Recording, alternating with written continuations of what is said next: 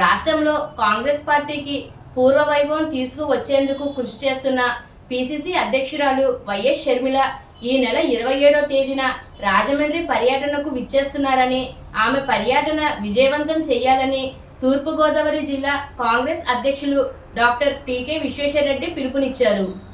ఈ పర్యటనలో భాగంగా ఆ రోజు మధ్యాహ్నం 2 గంటలకు బస్సులో గోకవరం బస్టాండ్ అంబేద్కర్ విగ్రహం వద్దకు విచ్చేసే వైఎస్ షర్మిలకు కనీవిని ఎరుగని రీతిలో ఘనస్వాగతం పలికేందుకు జిల్లా కాంగ్రెస్ ఆధ్వర్యంలో భారీ ఏర్పాట్లు చేస్తున్నామని ఆయన తెలిపారు.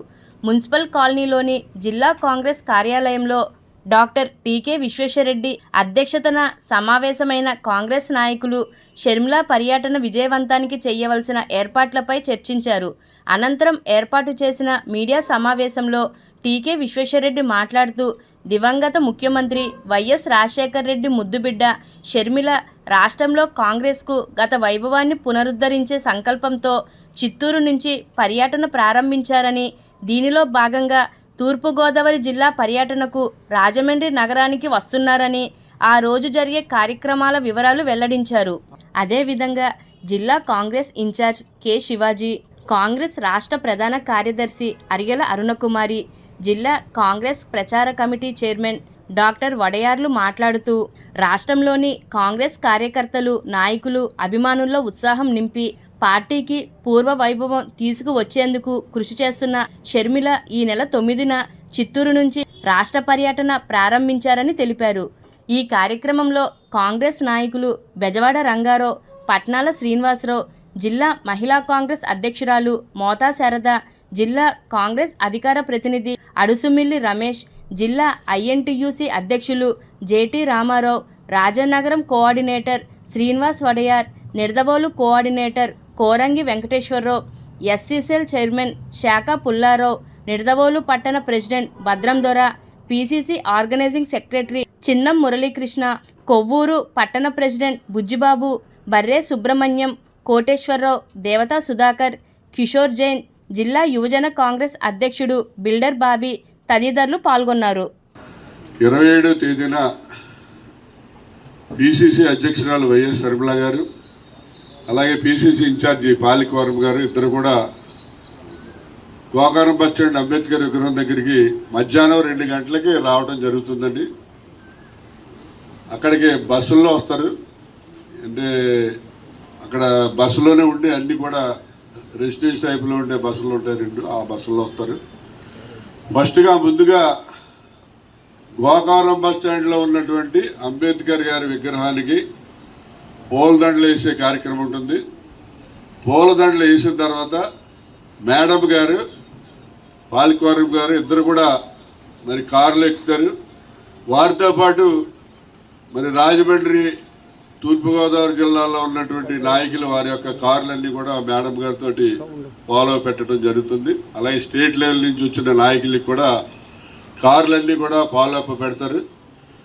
ఆ కార్ల ముందు ఎన్ఎస్యుఏ, యూత్ కాంగ్రెస్ ఇద్దరి యొక్క ఆధ్వర్యంలో మన పట్టాభి గారు, బిల్డర్ బాబీ 200 మోటార్ సైకిల్ మీద వెనకాల కూర్చున్న వాళ్ళు జెండాలు పట్టుకుని 200 మోటార్ సైకిల్ తోటి ర్యాలీగా వాళ్ళు ముందు వెళ్తారు.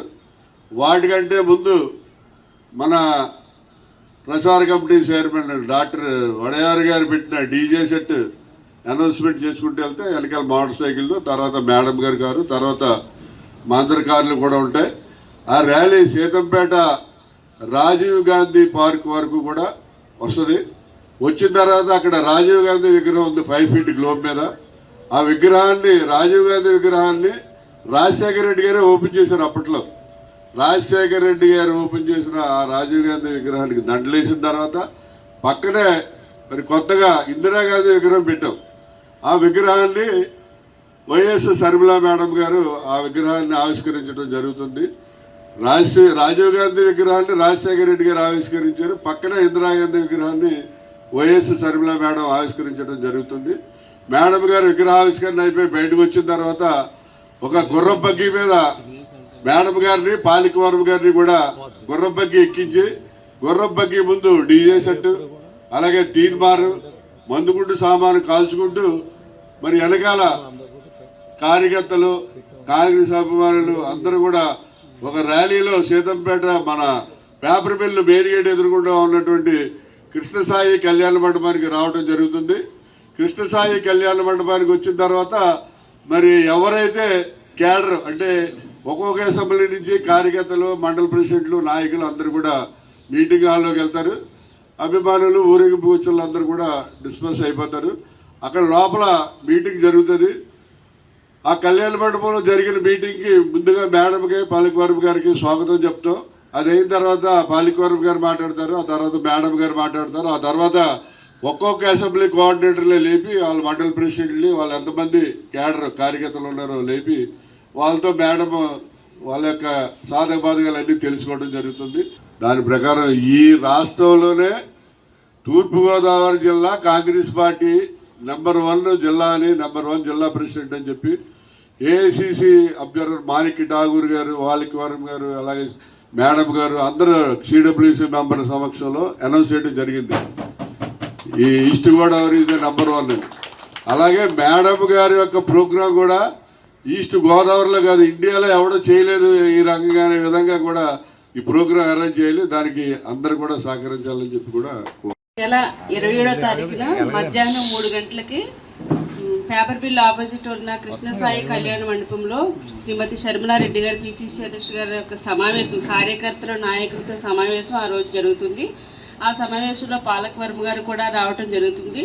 డైరెక్ట్ కార్యకర్తలు, నాయకులతో ముఖాముఖిగా ఆవిడ మాట్లాడుతూ పార్టీ బలోపేతం చేయడానికి వారి యొక్క సూచనలు, సలహాలను తీసుకొని వాటిని ఇంప్లిమెంట్ చేసే దిశగా ఈ యొక్క ప్రధాన ఉద్దేశంతోనే ఆవిడ రాష్ట్రం అంతా కూడా తిరగటం జరుగుతుంది. ఇప్పటికే తూర్పుగోదావరి జిల్లా మంచి ప్రోగ్రామ్స్ చేస్తూ రాష్ట్రంలోనే హైయెస్ట్ మంచి పొజిషన్లో ఉంది. దాన్ని మనం నిలబెట్టుకుంటూ ఆ రోజు మేడం గారు వచ్చేటప్పటికి మనం ఎలాగా ఆవిడని రిసీవ్ చేసుకోవాలి, కార్యకర్తలతో మనం ఎలాగా మన సమస్యలు ఆవిడకి ఎలా తెలియజేయాలన్న విషయం మీద ఈరోజు మనం ఈ సమావేశం ఏర్పాటు చేసుకోవటం జరిగింది. అలాగే ఇందులో మనం నేను 2-3 జిల్లాలు ఆవిడతో తిరిగాను. కార్యకర్తలతో మాట్లాడేటప్పుడు వారి యొక్క మనోభావాలని, వారి యొక్క సూచనలు, సలహాలను కూడా ఇస్తుంటే మేడం వాటిని తీసుకుని వాటిని ఇంప్లిమెంట్ చేయడం కూడా జరుగుతుంది. కొన్ని చోట్ల అవసరమైన చోట్ల అక్కడే స్పాట్లో డెసిషన్స్ కూడా తీసుకుంటున్నారు ఆవిడ. ఇది పార్టీ యొక్క అభివృద్ధికి చాలా దోహదపడుతుందని నేను అనుకుంటున్నాను. మాకు స్టేట్ కమిటీ, ఈ మేడం యొక్క డిస్ట్రిక్ట్ టూర్కి స్టేట్ కమిటీగా చైర్మన్ శివాజీ గారు చైర్మన్, నేను, మదన్ రెడ్డి గారు, అలాగే ఇంకొంతమందిని మమ్మల్ని కమిటీలో వేయటం జరిగింది. దీని యొక్క ఇన్విటేషన్ కమిటీలో మమ్మల్ని వేయటం జరుగుతుంది. ఎవరెవరిని పిలవాలి ఏంటి అనేసి కూడా ఇంకా మా అధ్యక్షులు చైర్మన్ గారు శివాజీ గారు మిగతా విషయాలు మీకు తెలియజేస్తారని. కాంగ్రెస్ పార్టీకి పూర్వ వైభవం తీసుకొచ్చే దానికోసం తన సర్వశక్తి యుక్తులను ఒడ్డి కాంగ్రెస్ పార్టీ కోసం ఆహారం శ్రమించిన విషయం మా అధ్యక్షురాలు మాత్రమే సూటిగా, ముక్కుసూటిగా ప్రజా సమస్యల మీద ప్రజలను ఆకట్టుకొని దగ్గరికి వెళ్ళి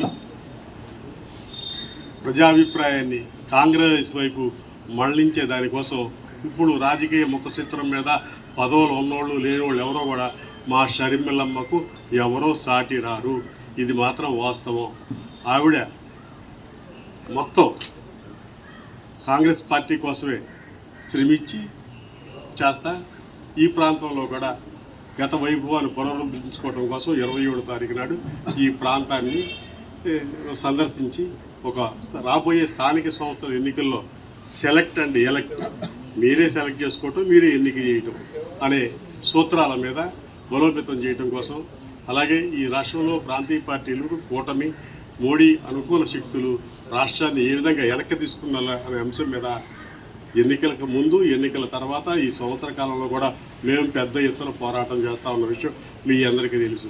దీనికి మా కేంద్రానికి సంబంధించిన మా ఎంపీ, 3 సార్లు ఎంపీ, పార్టీ జనరల్ సెక్రటరీ, అలాగే ఏపీ ఇన్ఛార్జ్ మాణిక్ ఠాగూర్ గారు, పాలిక్ వర్మ గారు, మేమంతా ఒక సమన్వయంతో, మా దగ్గర ఇళ్ళలాగా డబ్బు లేకపోవచ్చు కానీ యంత్రాంగం ఉంది, మాకు తడి తగిలితే మొక్క బతుకుద్ది అనే సామెత ఏదైతే ఉందో అలాగే కాంగ్రెస్ పార్టీకి ప్రతి గ్రామంలోనూ ఓటర్ ఉన్నాడు, సింపథైజర్ ఉన్నాడు.